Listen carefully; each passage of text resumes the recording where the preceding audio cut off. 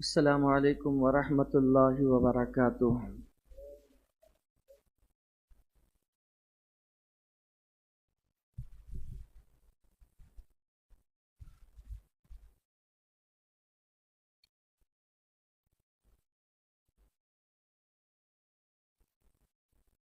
السلام علیکم ورحمۃ اللہ وبرکاتہ۔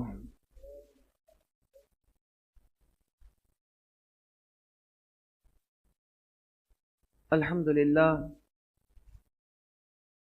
للہ رب العالمین والعاقبۃ للمتقین والصلاة والسلام علی سید الانبیاء والمرسلین وعلی آلہ واصحابہ الطیبین الطاہرین، اما بعد فاعوذ باللہ من الشیطان الرجیم، بسم اللہ الرحمن الرحیم۔ نحن خلقناکم فلولا تصدقون افرأیتم ما تمنون اانتم تخلقونه ام نحن الخالقون۔ آمنت باللہ، صدق اللہ العظیم۔ الصلاة والسلام علیک یا رسول اللہ، الصلاة والسلام علیک یا حبیب اللہ، الصلاة والسلام علیک یا نور اللہ،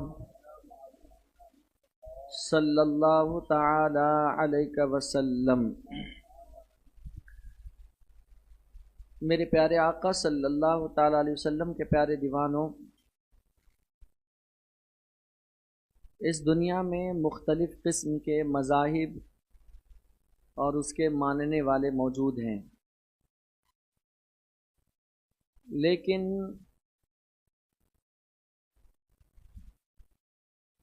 اللہ رب العزت نے جس مذہب کو پسند فرمایا ہے وہ مذہب دین اسلام ہے۔ ان الدین عند اللہ الاسلام، بے شک اللہ کے نزدیک پسندیدہ دین دین اسلام ہے۔ اللہ کے نبی صلی اللہ علیہ وسلم جس دور میں تشریف لائے تھے،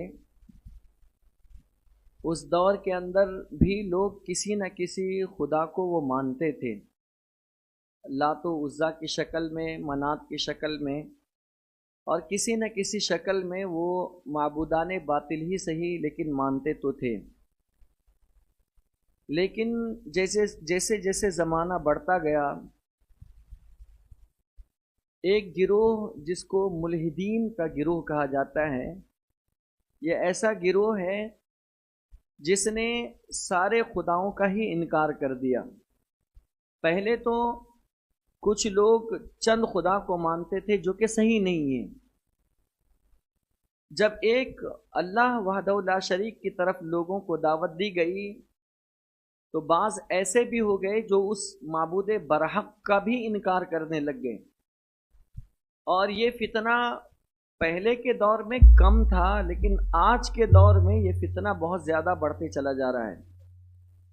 اور کفار تو کفار، بعض جو یونیورسٹیز میں پڑھنے والے بچے، کالجز میں پڑھنے والے بچے، یا غلط لوگوں کی صحبت میں بیٹھنے والے بچے جو دین سے دوری اختیار کیے ہوئے ہیں، معاذ اللہ ان کے ذہن میں بھی یہ شکوک و شبہات پیدا ہونے لگ گئے ہیں کہ ہمارا خدا ہے بھی کہ نہیں ہے، معاذ اللہ، اور انہیں یقین نہیں ہوتا ہے کہ ہمارا رب ہے، اور اگر ہمارا رب ہوتا تو اتنا سب کچھ ظلم ہو رہا، یہ زیادتی ہو رہی، یا ہمارے ساتھ اتنا کچھ ہو رہا ہے تو وہ ہماری مدد کیوں نہیں کرتا ہے۔ اور یہ سارے سوالات ان کو جھنجھوڑتے ہیں، اور پھر معاذ اللہ شیطان اس میں ورغلا کر کے ان کو دین اسلام سے منحرف کر کے ایک اللہ کے انکار پر جو ہے معاذ اللہ رب العالمین ابھارتا ہے، اور وہ ملحدین میں شامل ہو جاتے ہیں۔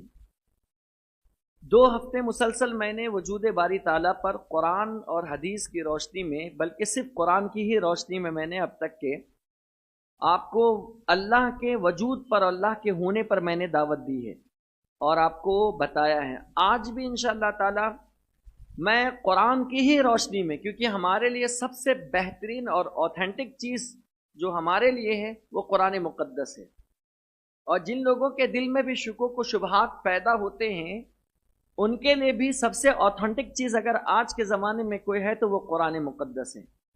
क्योंकि जैसा कि हुजूर अमीर सुन्नी दावत इस्लामी ने गुज़िश्ता से पेवस्ता हफ्ते पहले ये बात कही थी कि हर चीज़ की नकल की जा सकती है और हर चीज़ की कॉपी की जा सकती है, लेकिन कुरान की कॉपी नहीं की जा सकती है।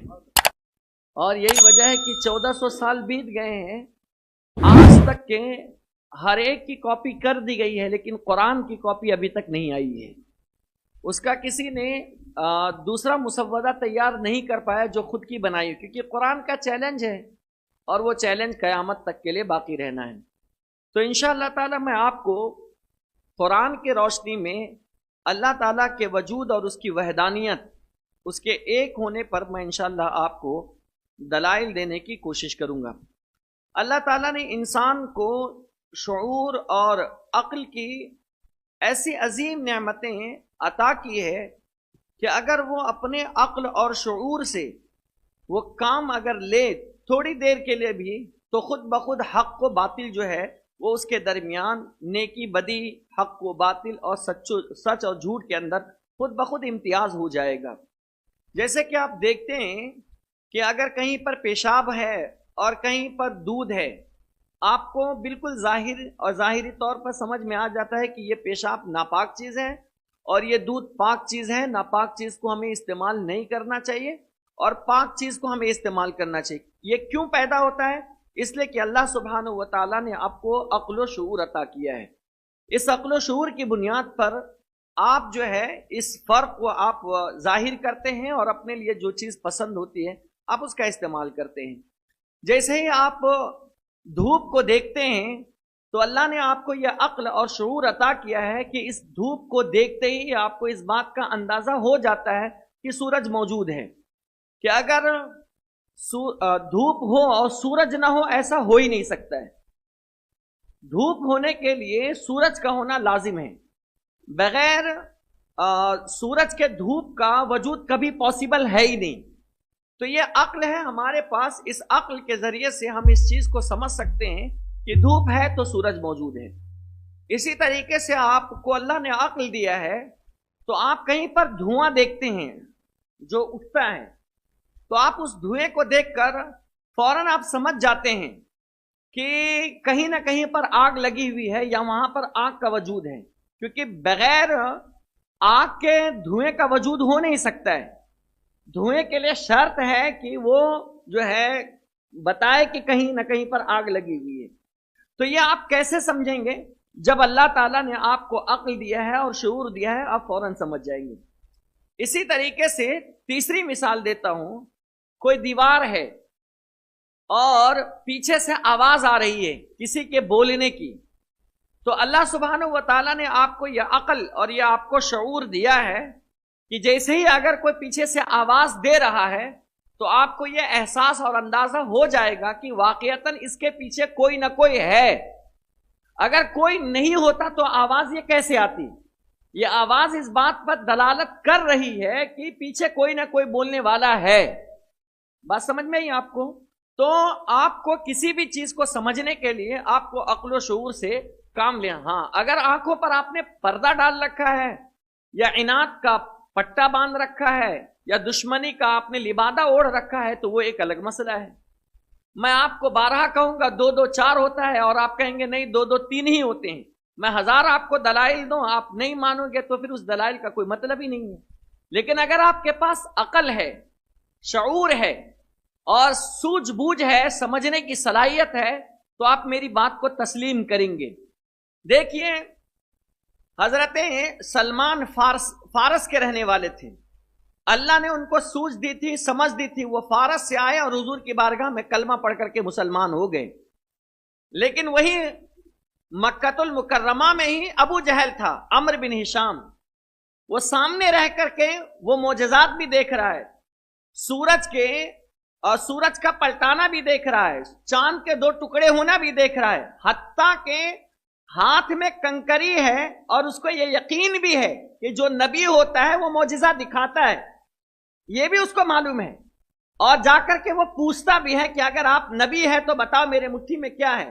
तो हुजूर ने फरमाया, मैं बताऊं तेरी मुट्ठी में क्या है या तेरी मुट्ठी में जो है वो ये बता दे कि मैं क्या हूं। तो कहा ये तो और अच्छी बात है।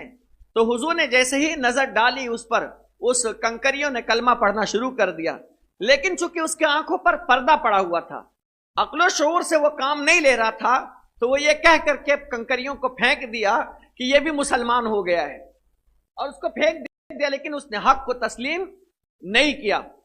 لیکن جس کو اللہ تعالیٰ نے عقل اور شعور عطا کیا ہے، اگر وہ اپنی ذات پر غور کرے تو اس کو سمجھ میں آئے گا کہ یہ جو میرا وجود ہے، اور یہ میری آنکھوں میں بینائی ہے، میرے ہاتھوں میں طاقت ہے، میرے منہ میں یہ بول یا آواز ہے، کانوں میں سننے کی سماعت ہے، پیروں میں چلنے کی طاقت ہے، آیا یہ خود بخود آ گئی ہے یا کوئی ہے جو میری آنکھوں میں بصارت دے رہا ہے، یا کوئی ہے جو کانوں میں سننے کی طاقت دے رہا ہے، یا کوئی ہے جو میرے منہ میں بولنے کی آواز دے رہا ہے، یا کوئی ہے جو پیر میں چلنے کی طاقت دے رہا ہے، یا یہ خود بخود ہو رہا ہے؟ تو آپ کو، اگر آپ کے پاس عقل اور شعور ہے تو آپ کو یہ ماننا پڑے گا کہ دنیا کی کوئی چیز خود بخود نہیں ہوتی ہے، بلکہ اس کو گروتھ کرنے والا، اس کو بڑھانے والا، اس کو چلانے والا، اس میں دم بھرنے والا، اس میں طاقت عطا کرنے والا، اس میں خوبیاں عطا کرنے والا کوئی تو کوئی ہوتا ہے، اور ہم مانتے ہیں وہ کوئی اور نہیں ہے، وہ ذات میرے اللہ کی ذات ہے، وہ میرے خالق و مالک کی ذات ہے۔ اس لیے اللہ نے فرمایا وَفِي أَنفُسِكُمْ أَفَلَا تُبْصِرُونَ، تم اپنی ذات میں غور کیوں نہیں کرتے ہو؟ کیا تمہیں نہیں سوچتا ہے کہ تم ایسے ہی دیکھ رہے ہو؟ دیکھ لو، کچھ کے پاس آنکھیں تو ہے تمہاری طرح، لیکن ان آنکھوں میں دیکھنے کی صلاحیت نہیں ہے۔ تمہاری طرح پیر تو ہے لیکن ان میں چلنے کی طاقت نہیں ہے، تمہاری طرح ہاتھ تو ہے لیکن ان میں پکڑنے کی قوت نہیں ہے، کان تو ہے لیکن ان میں سننے کی طاقت نہیں ہے، دماغ تو ہے لیکن اس میں سمجھ بوجھ کی قوت نہیں ہے۔ تو کون ہے کہ کسی کے آنکھ میں دیکھنے کی طاقت دیتا ہے، کسی سے چھین لیتا ہے، کسی کے ہاتھ میں طاقت دیتا ہے، کسی سے چھین لیتا ہے، دماغ ہونے کے بعد کسی کو سمجھ بوجھ کی صلاحیت دیتا ہے، کسی سے چھین لیتا ہے، کسی کو زیادہ، کسی کو کم، کسی کو بہت زیادہ، کسی کو بالکل کم۔ یہ کون ہے جو گھٹا بڑھا رہا ہے؟ یہ کون ہے جو طاقت دے رہا ہے؟ یہ کون ہے جو سورج کی شعاؤں کو گرفتار کرنے کی صلاحیت پیدا کر رہا ہے؟ جو کون ہے جو پتھروں کو اپنے قبضے میں کرنے کی صلاحیت پیدا کر رہا ہے؟ وہ کون ہے جو بڑے بڑے لوہے کو ہمارے لیے مسخر کر رہا ہے؟ وہ کون ہے جو بڑے بڑے لوہوں کو آسمانوں میں اڑانے کی صلاحیت پیدا کر رہا ہے؟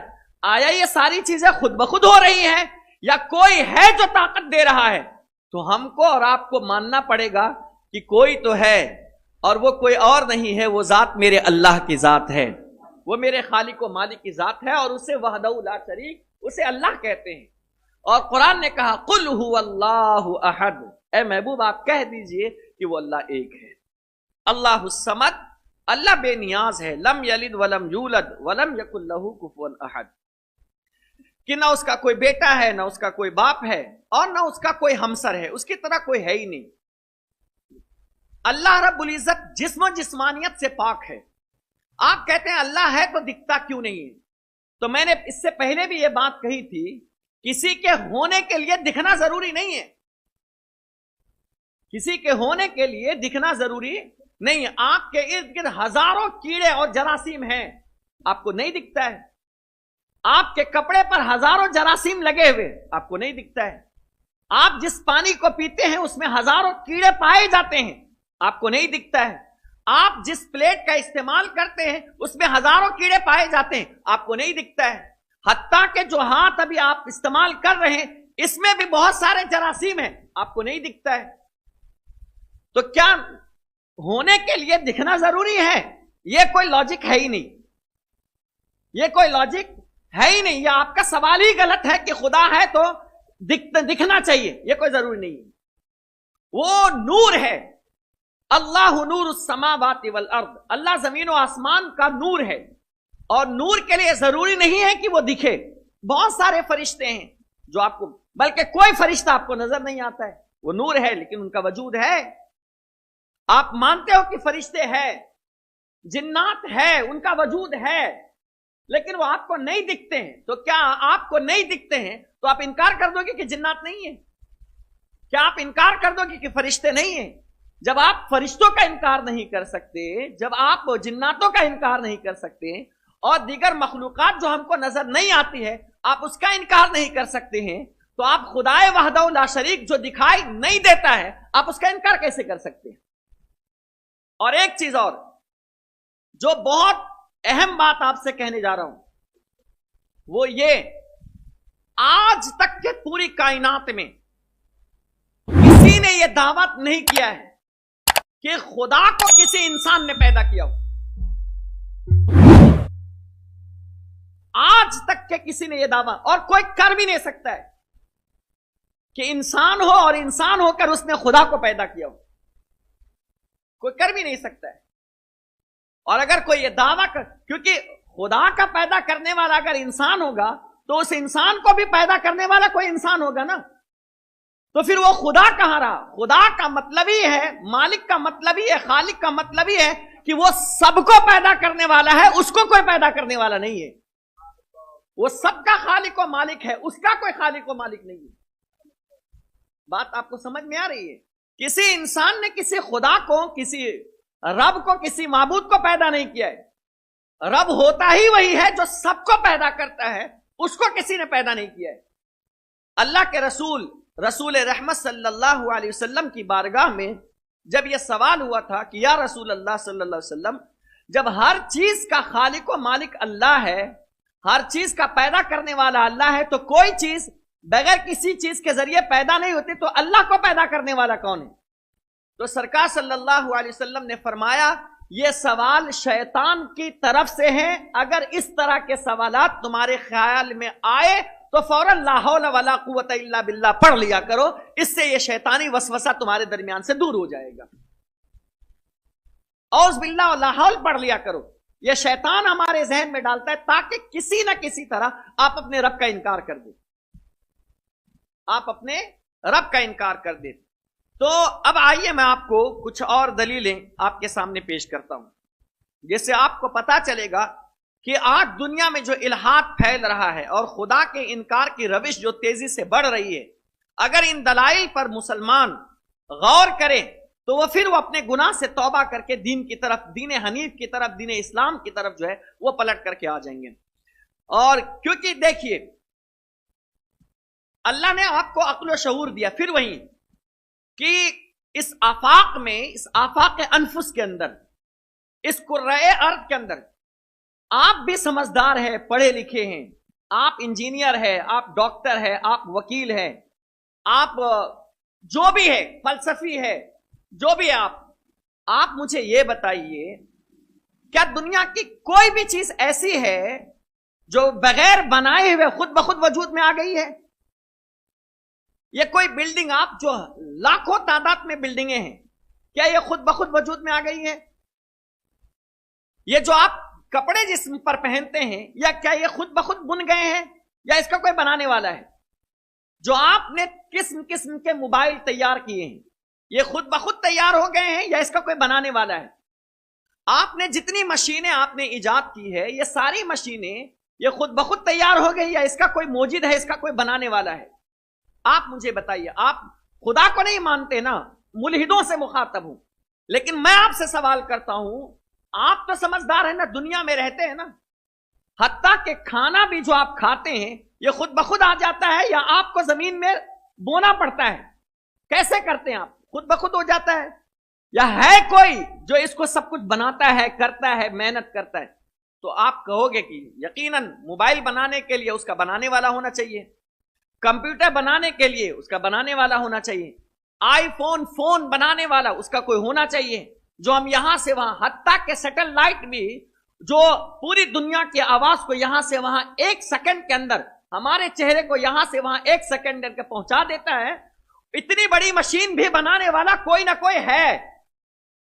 بغیر اس کے موجد کے، بغیر اس کے بنانے والے کے یہ چیز وجود میں نہیں آئی. جب دنیا کی چیزیں بغیر اس کے صانع کے، بغیر اس کے بنانے والے کے وجود میں نہیں آ سکتی ہے، تو اس زمین کو اور اس آسمان کو جو میرے اللہ نے بنایا ہے، کیا بغیر خود بخود بنائے ہوئے یہ دنیا میں وجود میں آ گئے؟ آپ کو ماننا پڑے گا کہ جس طرح دنیا کی ہر چیز کے بنانے کے لیے کوئی نہ کوئی بنانے والا، صانع اور خالق ہوتا ہے، اسی طرح اس زمین کو بنانے والا اور اس آسمان کو بنانے والا ہے، اور وہ ذات میرے اللہ کی ذات ہے. قرآن کہتا ہے وَلَئِن سَأَلْتَهُمْ مَنْ خَلَقَ السَّمَاوَاتِ وَالْأَرْضِ لَيَقُولُنَّ اللَّهُ قُلِ الْحَمْدُ لِلَّهِ بَلْ أَكْثَرُهُمْ لَا يُؤْمِنُونَ یا لا يَعْقِلُونَ او کما قال اللہ تعالی. اے محبوب آپ ان سے پوچھئے وَلَئِن سَأَلْتَهُمْ مَنْ خَلَقَ اگر آپ ان سے پوچھیں گے نا من خلق السماوات والارض زمین و آسمان کو کس نے پیدا کیا ہے تو وہ کہیں گے ضرور کہیں گے لا یقولن وہ ضرور کہیں گے. لام تاکید نون تاکید ثقیلہ دونوں موجود ہے. لام تاکید بھی ہے اور نون ثقیلہ بھی ہے. ضرور ضرور وہ کہیں گے اللہ ہے کوئی جسے اللہ کہا جاتا ہے. اب آگے سنیے میں اللہ کیا فرماتے ہیں وہ بھی خاص طور سے منکرین کو جو انکار کرتے ہیں. ام خلقوا من غیر شیء ام هم الخالقون ام خلقوا السماوات والارض بل لا یوقنون. کیا یہ کسی خالق کے بغیر خود بخود پیدا ہو گئے؟ یہ ساری چیزیں کیا بغیر خالق کے یہ خود بخود پیدا ہو گئے؟ ام هم الخالقون یا یہ خود اپنے خالق ہے یہ خود سے پیدا ہوئے؟ اللہ اکبر. پھر آگے فرمایا ام خلقوا السماوات والارض بل لا یوقنون یا زمین اور آسمان کو انہوں نے پیدا کیا ہے. انہوں نے پیدا یعنی جس کو وہ مانتے ہیں جن بتوں کو انہوں نے پیدا کیا ہے. پھر اللہ آخر میں کہتا ہے اللہ بل لا یوقنون بلکہ اصل بات تو یہ ہے کہ وہ اللہ کو ماننے کے لیے وہ تیار ہی نہیں ہے. بل لا یوقنون بلکہ وہ یقین ہی نہیں کر رہے ہیں. اگر وہ عقل و شعور سے کام لے کہ اس زمین کو اس آسمان کو بنانے والا ہے تو آپ غور کرو گے تو پتا چلے گا کہ کوئی تو ہستی ہے جس نے بغیر ستون کے اس آسمان کو روکے رکھا ہے اور جب تک اللہ کا حکم ہے وہ رکا رہے گا اور جس دن حکم آئے گا یہ آسمان ٹوٹ جائے گا. تو کوئی تو ہے جو سہارا دیا ہوا ہے کوئی تو ہے جو بنایا ہے اسی ذات کو اللہ کہا جاتا ہے. یہ دلیل ہوگی سورہ طور میں ہے آیت نمبر 35 اور 36.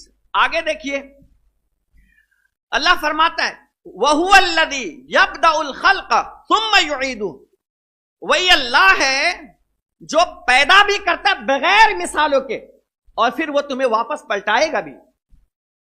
پیدا بھی کرتا ہے اور وہ تمہیں واپس پلٹائے گا بھی. اور اللہ نے واضح لفظوں میں کہہ دیا أَيَحْسَبُ الْإِنسَانُ أَن لَّن نَّجْمَعَ عِظَامَهُ بَلَا قَادِرِينَ عَلَىٰ أَن نُّسَوِّيَ بَنَانَهُ کہ انسان یہ گمان کرتا ہے کہ ان کی ہڈیوں کو ہم جمع نہیں کریں گے بلکہ سن لو بلا قادرین علی ان نسوی بنانا بلکہ اللہ تو اس بات پر قادر ہے کہ اس کے انگلیوں کے پورے پورے کو وہ ٹھیک فرما دے گا.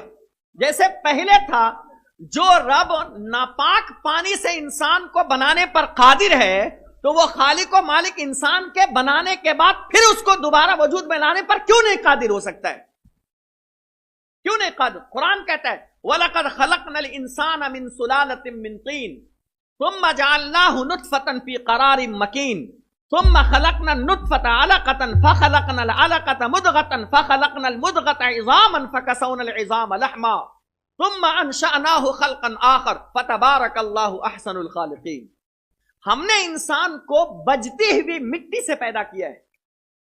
ثُمَّ جَعَلْنَاهُ فِي نُطْفَةٍ ثم جعلناه في قرار مکین پھر ہم نے اس نطفے کو جو ہے ایک مضبوط ٹھہراؤ میں ہم نے اسے رکھ دیا. اس نطفے کو یعنی وہ رحم مادر. جب اس پانی کو رحم مادر میں رکھا اب بتاؤ رحم مادر میں وہ پانی خود بخود انسان بن گیا. رحم مادر میں جو پانی گیا وہ خود بخود بن گیا یا ہے کوئی جو اس پیٹ کے اس جھلی کے اندر رکھ کر کے اس کے اندر سانسیں بھر رہا ہے؟ ہے کوئی جو اس پانی کو خون میں بدل